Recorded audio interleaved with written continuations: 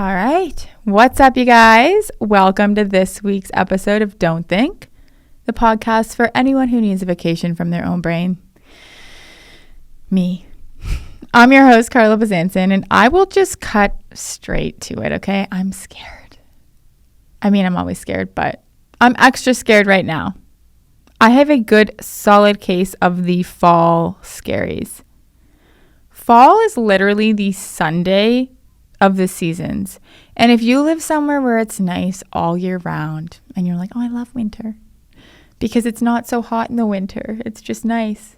Okay, like, I don't know what to tell you. Maybe you won't relate to the winter scaries that we're talking about today, but please, for the love of God, stay for the episode. We need you. We're scared and we're lonely and we're already terrified of abandonment, and it's getting darker and colder with winter coming. Please don't leave. But seriously, I think seasonal depression gets its nasty little hooks into people worldwide. I don't care where you live. You really don't need to be in any specific place that has terrible seasons to experience the wrath of seasonal depression. The seasons where I live in Nova Scotia on the east coast of Canada, they're pretty serious, okay? They're dire. They're gross. They're grotesque, most of them. And growing up, I remember my mom would always be like, I love seasons. It keeps it interesting. Things are always changing. I love seasons. And I'm like, okay, hear me out. If you love them so much, why don't we move somewhere that skips all the shitty ones? How about that? How about just like 2 seasons, 2 good ones? Summer and extra summer, okay? Instead of 4 seasons, one of which is unbearable, may as well be dead. 2 of them are like mid. You might have a couple good days, but most of the time you're like, fuck this. And one is pretty fantastic, but for the good one, you're not able to enjoy it because you're so scared of the fact that it's going to end abruptly. You're going to be fucking shot back into the other shitty seasons. But seasonal depression is a funny term to me because I'm always like, oh, you guys only have like 1 season of depression? You lucky dog. To me, seasonal depression just kind of depicts each season's unique type of mental illness. So hear me out. Spring, we have hopeful depression. Hope it blooms with the flowers. It's like, maybe some changes are coming. And maybe that's okay. Things are looking brighter and softer. The days are getting longer. What's that, a soft melody? I love music. Things are looking good. There's like this soft lingering feeling in the background. It's like, oh boy, I'm so relieved that winter is over. But also, I don't want to be too optimistic. I've been burned before. At the end of the day, I'm still severely mentally unwell, okay? So spring, it doesn't matter. Historically, I never fully recover. This season too shall pass. Let's not get too hopeful. All right, then we have summer. Summer's mental illness manifests as what I like to call summer mania. Sun's out. I'm acting like I'm 19 again. I'm drinking too much. I'm having way too much fun. I'm making poor decisions, for sure. And I'm negotiating with myself, justifying it like, oh, well, it's summer. It's summer. Oh, my God, let's just go have some fun. It's summer. I think I'm happy, but I'm not. I'm not happy. I'm reckless. I don't even recognize myself. I'm like enjoying some of the days. Like, that's not me. That ain't me enjoying things. Who is she? It's just not quite right. It's almost too good. It feels off. I have a sneaking suspicion it's all going to come crashing down. And oh, does it ever? Cue fall. Fall's unique depression. It's nostalgia mixed with fear. Nostalgic depression is weird because one crispy little leaf falls and hits the ground and I'm like, oh, fuck, I miss every single one of my exes. I miss them all. I love them. Where are they now? Also, I'm scared to go back to school. I'm 31, but like, what if my friends aren't in my class? What if I don't get the cool sneakers that I need my mom to buy me for back to school shopping? What if I get bullied because I don't have the cool sneakers? And also, like, my parents are going to die. I don't know why fall makes me think about that one extra. Nostalgia, like pre-grief, scared for winter, throw in a fucking pumpkin spice latte, which I actually don't even like, and there you have it, okay? And that brings us to winter depression, which is the real killer, the silent killer. That's what we're here to talk about today, because it's coming, like it or not. Every year, as soon as I feel that little chill in the air, the first night it gets dark before dinner, aka before I do like my nightly scroll on Uber Eats and eventually reluctantly order something that I'll probably throw away. I'm like, oh my God, I've ordered this before and I hated it. Click. I know what's coming, okay? Pumpkin spice, seasonal depression, and like a very desperate urge to cuff myself to someone toxic until spring comes around. But seriously, I remember last fall, I was in the midst of desperately trying to turn my humiliationship into a relationship. Probably around the same time I was realizing that it was super unhealthy, not sustainable, a reality that I did not want to come to terms with. Spoiler, it continued for another 6 months because of my desperate resistance to this truth, and likely partially to blame my seasonal depression. Not my fault. My hands were tied. Seasonal depression. But I was out for a drive with my friend Maggie. And it's what we call our therapy drives because we aimlessly drive around for hours, and it truly is healing. If you have a friend in your life who you can just drive around, no destination, you're just driving around, and it feels this good, consider yourself blessed in life. I personally am extra lucky because she never makes me drive. Even when we take my car, she like looks at me, she's like, get in the passenger seat. Anyone who knows me knows that if at all possible, I will not be driving. I have no personality in the driver's seat. I'm a passenger through and through. I'm literally the passenger of my own life. I'm in the passenger seat of my own life. If possible,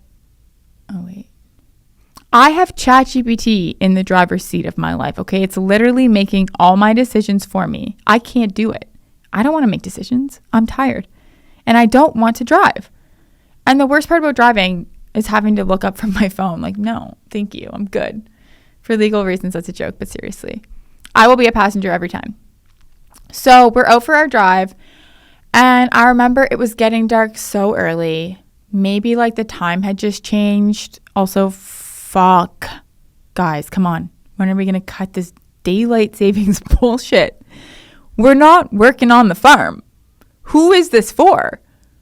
Daylight savings is not saving anything. It's literally ruining my mental health. It's taking lives. And I'm next. Saving. It's killing. So the sun's gone down. Okay, the leaves are falling. We're driving. I miss all of my exes, whatever. My situationship isn't texting me back. No different than any other day. And all signs point to winter is coming. And I'm fucking scared. And I just remember like having this deep sinking feeling of holy fuck. I'm feeling like the world is closing in on me. The days are getting shorter. It's colder. It's dark. It's scary. And it's just like I'm in a black hole. Just this feeling of I'm not equipped to handle the next several months and how dark this is going to get. So let's back up for a second and just talk about why this happens, because understanding it does in fact sometimes make it feel less scary. Just to know that like it's scientific, it's not personal. It feels personal, but it's not. So number one, less sunlight does in fact translate to less happiness, which shouldn't come as a shock because it is much harder to be depressed in the sun. It's not that hard. I literally do it all summer long. It's harder, but it's doable if you put your mind to it. But this isn't just vibes, it's facts. Like less sunlight, it means less melatonin, less serotonin, which I don't know about you guys, but I'm already running desperately low on serotonin at the best of times. I love that my brain has like receptors to make serotonin, and it's like, no, none for us. We're good, thanks. We have all the serotonin we need. Like, no, we fucking don't. Please make it. Anyway, low serotonin equals low mood. So this is why we have the sad lamps. I don't have one. I really should, but I did read that the LED like red light masks have the same effect. So I tell myself that that works for me because I do use mine every day because obviously like aesthetics over mental health. I couldn't prioritize it to make me feel better, but like if it makes me age slower, I'm fucking sold. And don't quote me on this, I may be incorrect. because I'm undoubtedly still depressed as fuck in the winter. And always. Number 2, our routines are disrupted in the winter because we tend to socialize less. We tend to leave the house less, which in theory sounds fucking amazing. I'm like, that wouldn't be depressing. That would be amazing. But it is amazing for like the first month of fall, right? You're making soup. You're snuggling up with your fucking catch of the week, or if you're lucky, maybe your boyfriend, whatever. You're like watching Harry Potter. You're feeling spooky. It's cool for a bit. Staying in, hell yeah. I love staying in. I love this season. Crank up the nostalgia. I miss my ex. It's so cozy. But less social interaction actually, and it pains me to say this, it does lead to sort of like a downward spiral. Have you ever noticed that you may love working from home, but when you work from home a little too much and then you get forced back to the office, you're like, oh, fuck. I do need this. I hate my coworkers, but I do need this. It's like COVID. We were like, yes, we get to work from home. And then we were like, oh my fucking God, I have to spend 24 hours a day with my roommate, aka my boyfriend. I hate him. So in a small dose, yes, I need to be forced to socialize to feel human. And this same sort of thing happens in winter, right? We stop seeing people. We stop going out as much. It's natural. And a lot of the time, we don't even realize we're doing it. We don't realize it's part of the reason why we feel so shitty. And it's this classic cycle of like, don't leave the house, feel shitty. Then you extra don't leave the house because you feel shitty. Then you feel even shittier and you can see how this cycle continues and compounds. And number 3, cognitive bias, or what I like to call brain slub. It's like a wet brain. Your brain starts to feel like a fucking wet blanket. When days get shorter, your brain gets louder. You're ruminating. You're catastrophizing. You're missing your exes, even though you hate them. It's the what if loop. And your mind makes everything personal. It's that sinking feeling that you get in the winter. And it's not like a moral failing. It's an ancient, dumb nervous system thing that's just trying to keep you safe by freaking out. So now that we understand a little bit about why we feel so fucking shit in the winter, let's talk about the what. What are we going to do about it this year? Let's do something about it this year, you guys. I will if you do. Shake my hand because I'm scared and I can't deal with the feeling of being trapped and depressed all winter long. Here is our game plan. And if you even do one of these things, I'll be proud. I'll probably do none of them. Someone needs to hold me accountable, like show up at my place. I actually accidentally post my address to social media all the time, so you can find me. People love pointing that out. They're like, oh, your address is in the little corner of that box in the corner of your picture. I'm like, it's fucking creepy that you noticed that. Like, if you weren't a stalker, you wouldn't have noticed. And I'm just like, whatever, I don't care. I don't care if I live or die. Find me. Come on over. Let's have a glass of wine. No. Okay. So this is what we're going to do, you guys. Number 1, light in the morning. Get 20 minutes, 5 minutes, 20 seconds, whatever is manageable, of bright light within 1 hour of waking up. And I know this seems impossible, okay? When I first wake up, I just want to scroll on my phone for 3 hours, and I'm not exaggerating. But how much worse does that actually make you feel? I've actually started trying to sleep with my phone in my living room. Notice how I said trying. Because I doom scroll and stress myself out or like work from my phone. That's how I justify it for literally hours and hours at night and in the morning. So we need to try to break some of our bad habits, right? Like, let's just see sunlight in the morning. Put the phone down. Let's get our sad lamp or our LED red light therapy mask on. Sunny window, honestly, just open the blinds and don't look at your phone for like 10 minutes. If you're feeling really crazy, how about a nice brisk walk? I've also been walking this week in the mornings. I would love to sit here and tell you guys it's because I'm like building this healthy routine, but actually it's because I'm scared to go to the grocery store and I've ran out of coffee creamer. So I'm like, I can't go to the grocery store and pick up more coffee creamer. I hate it there. So I just walk to the coffee store every morning and get coffee. So it's like I'm forced to do it. It's like out of necessity, but it feels really good. I'm not going to lie. Okay. So morning light, morning movement, or both. Number 2, micro commitments. Pick one small finishable item per day. Like one thing you can just check off a to-do list, because I really do believe checking something off a to-do list, it just like scratches my brain so good. It makes you feel accomplished. It makes you feel slightly less insane. So just like, I don't know, even just calling a friend, boil an egg, tidy that drawer that you think is a mess every time you open it, finish something. And it trains the brain to not completely catastrophize. And you guys, I don't know why I said boil an egg. That's like pretty low bar. Hopefully we can do better than that. And number 3, last, plans with humans. I know it sucks. I don't want to see humans either, but plan one social weekly thing. It's coffee, it's a walk, it's the dog park, whatever. It's easier to stay afloat when someone else expects you to show up. And if you get anxiety and bail at the last minute, well, fuck, at least you tried. Like, we can't promise that we're not going to get anxiety and bail, but we can try. Honestly, I started playing co-ed rec soccer a few years ago, and it's just been such a great way to get me out of the house one night a week. And it's like a weeknight where normally I would not go out. I would not see people. I certainly wouldn't be doing something active that like completely switches my brain off, but it's super healthy. And it feels so good after. Do I every single week for the entire day leading up to the game, do I try to rationalize some way of getting out of it because I'm like, I don't want to go? Yes. Okay. Every single fucking week. Did it last night. Literally bailed. But to be fair, the game last night was at 11 p.m. I was like, I simply can't. But normally I go. And when I go because I'm committed and my team needs me. That's a sick joke. They don't need me. I'm so bad at soccer.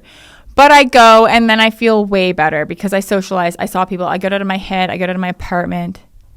And if you need extra motivation to do this or to do whatever this looks like for you, it doesn't have to be soccer. But this is where I met the guy I'm currently seeing. So sometimes these things, they have extra perks for now until it blows up in my face. And number 4, I do feel remiss if I don't mention therapy, medicine, medications. If it's persistent, it's getting darker every year, talk to a professional. Medication and therapy, these are tools. There's nothing to be ashamed of. Asking for help actually takes a lot of courage. It's something that you should be proud of. Also saying this so I don't get sued because I'm not qualified to give you guys any real help here, but please get the help if you need it. And also put the podcast on in the background. Share it with your therapist. That was crazy, you guys. I don't know. I've promised you that this isn't another like self-help preachy therapy podcast. And I'm always so scared when I teeter that line because I'm like, I want you guys to leave the episode feeling like, yeah, we complained a bit. We laughed at ourselves. But also like maybe we felt some hopefulness. We got something from it. A takeaway to slightly improve your life. So I do hope that you take something away from this, whether it be getting out for a walk in the morning or just simply knowing that you're not insane for feeling like a prisoner being held captive in your own brain for 6 months of the year. I'm with you either way.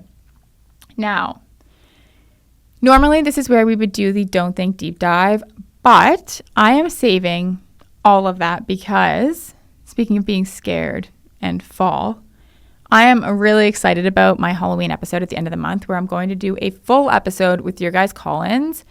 And it's going to be on the topic of dating horror stories. Really spooky, really Halloween themed. So please follow me on Instagram, YouTube, TikTok, whatever. It's at Carla Bazanson. And I will be posting the prompts for the call-ins for that episode. It can literally be anything from a date gone wrong to a marriage gone wrong. Whatever, your romantic partnership horror stories. And don't worry, I am going to start us off with a banger of one of my own. So I cannot wait for that episode. In the meantime, you guys, thank you so much for tuning in. I love you all. I hope that we can get through the fall winter scaries together because, like it or not, winter is coming. Bye. See you next week.